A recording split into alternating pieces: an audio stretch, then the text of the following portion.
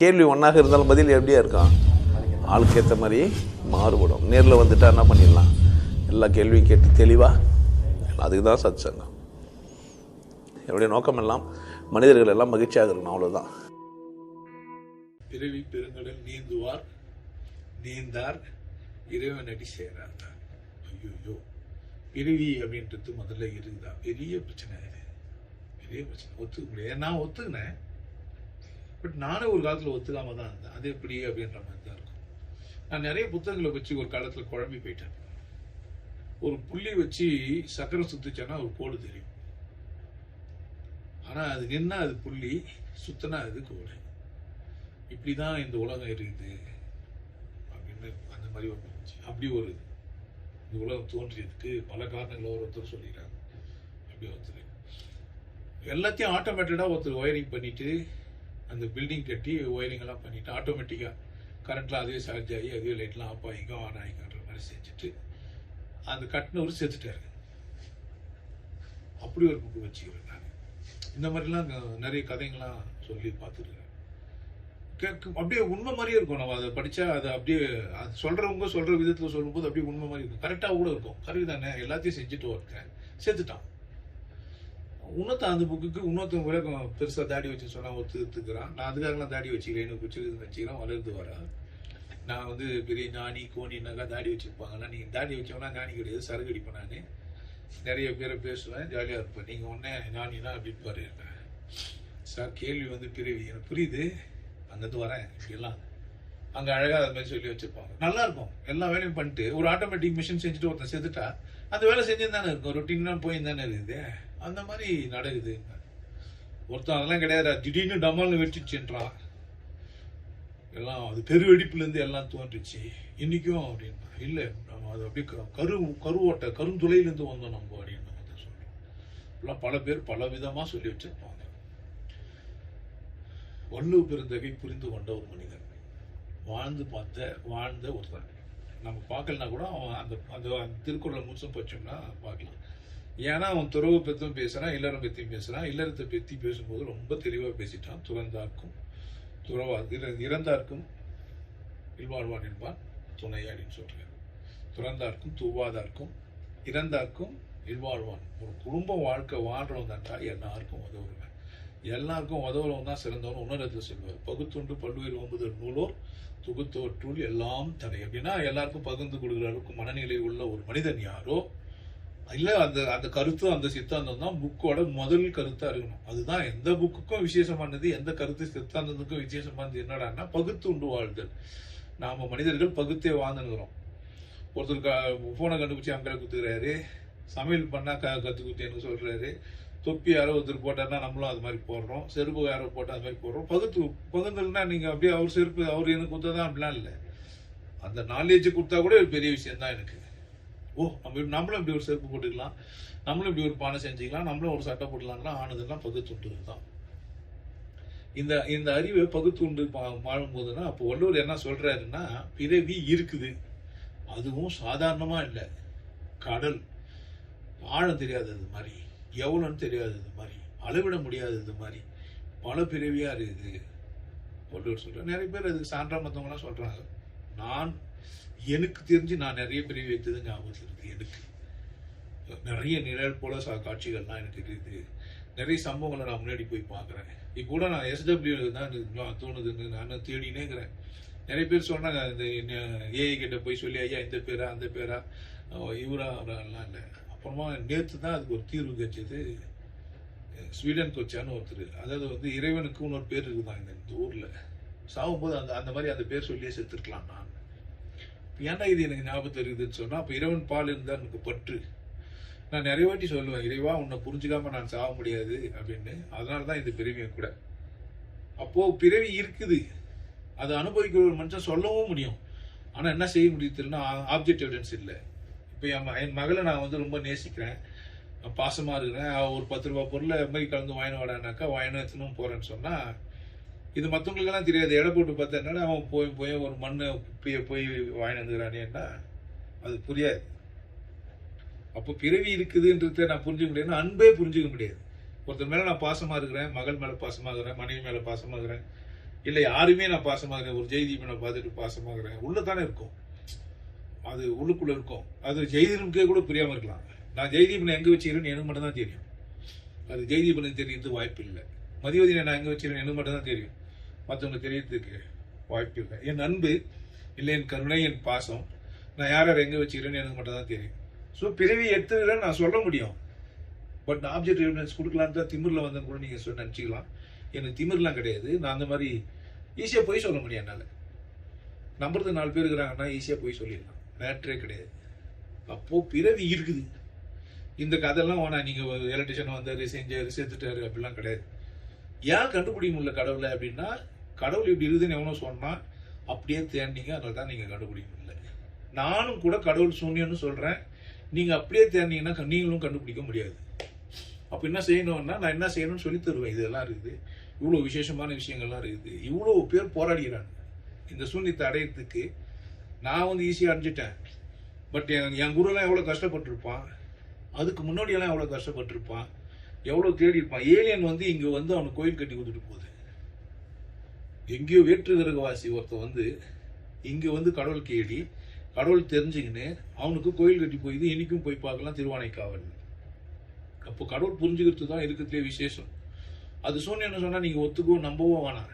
அப்போ புரிஞ்சுக்க முடியும் அப்படின்றத வள்ளுவன் புரிஞ்சுன்னு கடவுளுக்கு வாழ்த்து சொல்லி அதெல்லாம் இந்த திருக்குறள் வந்து நிறுத்துறான். பிறவி பெருங்கடல் இருக்குது, அதை நீந்த முடியும். ஃபர்ஸ்ட் நீந்துவார், நீந்தார். பிறவி பெருங்கடலை நீந்துவார், நீந்தாதார் இறைவனடி. அப்போ நீந்துறவன் இறைவனடியும், நீந்தாதார் இறைவனடியும் சேரல. பிறவி பெருங்கடலை நீந்துவார், நீந்தார் இறைவனடி சேராதார். நீந்துறவன் யார்? இறைவனடி சேர்ந்தவன். நீந்தாதவன் யார்? இறைவனடி சேராத. அப்போ பிறவி இருக்குது ஃபர்ஸ்ட், நீந்த முடியும் 2. நீந்தத்துக்கு ஒரு வழியை சொல்றாரு அவரு. போய் என்ன பண்ணு அப்படின்னு கேட்டீங்கன்னா, இறைவனடி போய் சேரு. அப்ப இறைவன் அடி சேருன்னா இறைவன் எதுன்னு ஒருத்தர் சொல்லணும், அந்த இறைவன் அடியை போய் நீங்க சேரணும். ஒருத்தர் சொல்லணும், ஒருத்தர் சேரணும். இது இங்க இல்ல, இதுக்கு முன்னாடி திருக்குறள்லயே சொல்றாரு. கற்றதனால் ஆய பயனென்கொள் வாளறிவான் நற்றார் தொழார் எனீர். நீங்க படித்ததினால், கடவுள் சூன்யம் என்று படித்ததினால், கேட்டதினால், இல்ல அறிந்ததினால், யாரோ ஒருத்தர் சொல்லி புரிஞ்சுக்கிறதுனால அது ஆவாது. அனுபவிக்கணும்ல. அப்போ அனுபவிக்கிற அப்படின்னு ஒருத்தன் யார் அனுபவிக்கிறான்? நீந்திட்டவன் யார் அப்படின்னா இறைவனடி போய் சேர்ந்துட்டுவன். அப்போ இறைவனடியை சேர்றதுக்கு என்னடா பண்ணணும்னு முன்னாடிலாம் சொல்லிட்டு, இறைவனடி சேர்ந்துட்டேன்னா நீ நீந்திட்டாரா, நீ முடிவு இதுதான் உனக்கு எண்டு அப்படின்னு சொல்லுவோம். அப்போ நீங்க ஒன்று ஒன்றா தனித்தனியாக கேட்டீங்கன்னா, பிறவி இருக்குதானா பிறவி இருக்குது, அது பெருங்கடலானா பெருங்கடல், அது நீந்த முடியுமானா நீந்த முடியும். நீந்திட்ட கரை சேர்ந்துட்டேன்னா இறைவனடி போய் சேர்ந்துட்டேன். அந்த சூன்யத்தை போய் பார்த்துட்டேன், அந்த சூன்யத்தை கூட போய் இருக்க ஆரம்பிச்சுட்டேன். ஆணவம்லாம் ஒழிஞ்சிருங்க, திமிர்லாம் இருக்காது, ஜாதிப்பற்று மதப்பற்று மொழிப்பற்றுலாம் இல்லாமல் போயிடும். கொண்டாட்டம் உங்கள் பிறப்புரிமை ஆகிடும். நிரூபித்தல்னு ஒன்று இருக்கவே இருக்காது. யாருக்கும் நீங்கள் நிரூபிக்கலாம் வாழ மாட்டீங்க, அவசியமும் இல்லை. நீ தான் வச்சுக்கணும். அவங்களுக்கு நிரூபிக்கிறதுக்கான முயற்சியெல்லாம் நீ எவ்வளவு நிரூபிச்சா அவங்களுக்கு புரியும். இப்போ என் பொண்ணுக்கு என் மகளுக்கு நான் எவ்வளோ நிரூபிச்சா அவளுக்கு புரியும் என் அன்பு. அது எனக்கு மட்டும் தான் தெரியும். நான் அவளை எவ்வளோ நேசிக்கிறேன் அப்படின்ட்டு, என் மனைவி எவ்வளோ நேசிக்கிறேன், என்னை சந்திக்கிறவங்களெல்லாம் நான் எவ்வளோ நேசிக்கிறேன், என்னுடைய சீடர்களெல்லாம் நான் எப்படி நேசிக்கிறேன், என்னை கிரிட்டிசைஸ் பண்ணுறவங்களுக்குள்ள நான் நேசிக்கிறேன். இவன் நம்மளை வந்து பாவம் திட்டுற அளவுக்கு வெறுப்பிக்கிட்டுக்கிறோம். நம்ம அவனுக்கு ஏதோ புரிஞ்சு வச்சுக்கிறான், அவன் ஏதோ கற்று வச்சுக்கிறான், அவன் அந்த கற்றுக்கு விட முடியாமல் தவிக்கிறான்னு கூட எனக்கு தெரியும். ஸோ அந்த புரிதல் உள்ள ஒரு மனிதனை நீங்கள் போய் சந்திக்கணும்னு நாங்கள் சொல்கிறாரு. அறவாழி அந்த தாள் சேர்ந்தார்கெல்லாம் பிறவாழி நீத்தல் அறிதிட்டு. உங்களுக்கு மொழி தான் எனக்கு உங்களுக்கும் பிரச்சனைனா நீங்கள் மொழி மாற்றி பேச வேண்டியது உங்கள் வேலை. பட் நாளே உங்களுக்கு பிரச்சனை நானா செய்ய முடியும்ல. பார்ப்போம், நான் இருக்கிற வரைக்கும் சொல்லிட்டு போகிறேன். நல்லா வசதியாக எல்லாத்தையும் நாடுகள்லாம் சுற்றி பார்த்துட்டு எல்லாத்தையும் கொண்டாட்டமாக இருந்துட்டு, என்னை அவதூறு பேசுறதுனாலையோ என்னை அவமதிக்கிறதுனாலையோ எனக்கு ஒன்றும் ஆக போகிறது இல்லை. அதிகபட்சமாக நீங்கள் என்ன செய்ய முடியும்? என்ன வலிக்கலாம், வலியை கொடுக்கலாம். வலி போயிடும் தானே. கால் வலிச்சது தூங்கி இருந்தால் சரியாக போயிடுது. ஸோ மனசில் ஏற்படுற வலியும் கூட போயிடும். வள்ளுவர் சொல்கிறாரு, வாயினால் சுட்ட புண் தீயினால் சுட்ட பொண்ணு ரெண்டுக்கும் வித்தியாசம் சொல்கிறாரு. இறைவனடி சேர்ந்தவனுக்கு புண்ணியம் ஏற்படாது. புண்ணியம் ஏற்பட்டாலும் அது அந்த நேரத்துக்கு ஏற்பட்டு போயிடும். அதுக்கான கதைங்களாம் கூட இருக்குது. நானே பைகம்பர்னு ஒருத்தன் சொல்லிக்கிறேன், கையை வெட்டிக்கிறாங்க சிரிச்சுக்கிறான், கைதானே வெட்டிங்க எண்ணெய் வெட்டல இல்லாட்டான். ஆனால் எல்லா மாதிரியான மனிதர்களும் இந்த பூமியில் வந்து போயின்னு தான் இருக்கிறாங்க. நீங்கள் என்ன செய்யாமல் போயிட்டீங்க? பிறவியெல்லாம் இருக்குது. திரும்பவும் சொல்கிறேன், ஆப்ஜெக்ட் எவிடன்ஸ் கொடுக்க முடியலன்னா கூட பிறவி இருக்குது. என்னால் கொடுக்க முடியலன்னா இல்லை, எனக்கு நான் சொல்கிறேன் அவ்வளோதான். நீங்கள் ஒத்துக்க அடிப்போங்க. பட் சூன்யத்துக்கு நீங்கள் கட்டாயமாக போக முடியும். அதுக்கு நான் உதவ முடியும். அதில் வந்து மாற்று கருத்தே இல்லை. பிறவி தொடர் உங்களுக்கு ஞாபகத்துக்கு வரலாம், வராமையே போகலாம், பிரச்சனை கிடையாது. பிறவியெல்லாம் இருக்குதுன்னு புரிஞ்சுக்கிற அளவுக்கு நீங்கள் வாழணும். புரியலான தப்பு இல்லை. ஆனால் கடவுள்னு ஒன்று இருக்குது. அது எங்குமா இருக்குது. அது வெட்ட வெளியாக இருக்குது. அது நிகரற்றதாக இருக்குது. நிகரற்றது என்றார் நபி, சூன்யம் என்றார் புத்தர், பகவான் என்றார் வள்ளுவர். இறைவனும் அதை சொல்லிக்கலாம். ஸோ இறைவனுடைய எல்லாருமே சேரலாம். எனக்கு ஆச்சரியமாக இருக்குது. கடவுள் புரிஞ்சுக்கிறதுக்கு இல்லை கடவுள் தெரிஞ்சுக்கிறதுக்கான மக்கள் கம்மியாகிறாங்க. மதத்து மேலே இருக்கிற பற்று, ஜாதி மேலே இருக்கிற பற்று, ஒழுக்கத்து மேலே இருக்கிற பற்றெல்லாம் நிறைய பேர் பார்த்துக்கிறாங்க. ஒழுக்கத்து மேலாம் பற்றுறாங்க, கடவுள் மேலே பற்றாங்க. நான் ஒழுக்கத்து மேலே பற்றானவன் கிடையாது, கடவுள் மீது மட்டும்தான் பற்றானவன். நான் யார், எல்லாரும் எவ்வளோ தூரம் நேசிக்கணும்னு எனக்கு மட்டும்தான் தெரியும். அதை நிரூபிக்கும் முயற்சியில் அசிங்கப்படுத்த முடியாது.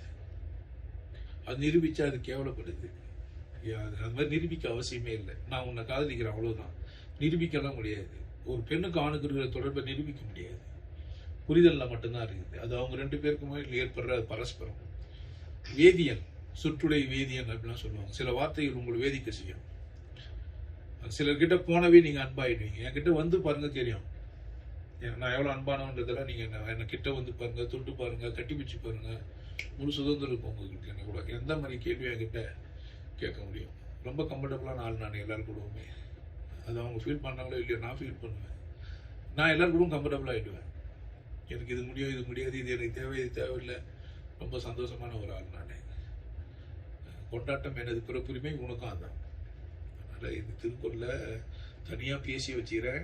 கடவுள் வாழ்த்து நிறைய பிளேலிஸ்ட்லாம் இருக்கும், போய் பாருங்கள். உங்கள் நண்பர்களுக்கு பகிருங்க. கடவுள் இடையில பாவம் தான். நீங்கள் இந்த பிறவி வீண் தான். இறைவனடி சேரலைன்னா பிறவி வீண். மீண்டும் மீண்டும் பிறப்பீங்க, அவ்வளோதான். இங்கேருந்து நீங்கள் பணம், காசு எல்லாத்தையும் சம்பாதிக்கலாம், புகழ் சம்பாதிக்கலாம். அங்கங்கே உங்கள் பொம்மைங்களை வச்சுட்டு மேலே காக்கா பீக்கல்ற மாதிரி பொம்மைங்களை வச்சுட்டு போகலாம். அதெல்லாம் ஒன்றும் முடிவு தராது. இறைவனடி சேராத வாழ்க்கையே இல்லை. உங்களுக்கு எல்லாருக்கும் ஒரு விஷயம் சொல்றேன். ஆனந்த வாழ்வு அப்படின்ற ஒரு கோர்ஸ் யூடியூப்ல போட்டு வச்சு, ஹாப்பி லைஃப் கோர்ஸ். நீங்க மெம்பர் ஆனீங்கன்னா ஆனந்த வாழ்வு கோர்ஸ் நேரடியா நீங்க யூடியூப்ல பார்க்கலாம். ஃபேமிலியா டிவில போட்டு என்ன பண்ணலாம், எல்லாரும் ஃபேமிலியா போட்டு பார்க்கலாம். ஒருத்தர் தான் சப்ஸ்கிரைப் பண்ணீங்க, 5 பேர் 6 பேர் என்ன பண்ணலாம், நீங்க அதை பார்க்கலாம். வாய்ப்பு பயன்படுத்திக்கப்பா. இறைவை உணர்வோம், இன்பத்தில் கிடைப்போம். குருசில யோகிய நாடு, உன்னை நீ கொண்டாடு. கொண்டாட்டம் உனது பிறப்புரிமை. மதம் மறப்போம், மனிதம் வளர்ப்போம். நல்லா இருங்க, சிறப்பாக இருங்க, கொண்டாட்டமாக இருங்க. உங்களை நீங்கள் மதிப்பு மிகுந்தவராக மாற்றுறது உங்கள் கையில் தான் இருக்குது. நல்லா இருங்க. நான் ஒரு வாய்ப்பு என்னை பயன்படுத்திக்கலாம். நல்லது.